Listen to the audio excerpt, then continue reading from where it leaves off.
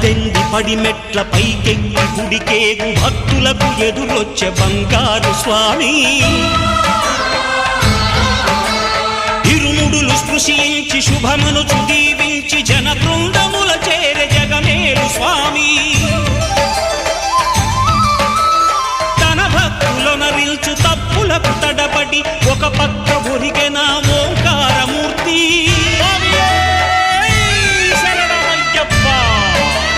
స్వాములందరూ తనకు సాయము కాగా ధీమంతుడై లేచె ఆ కన్య స్వామి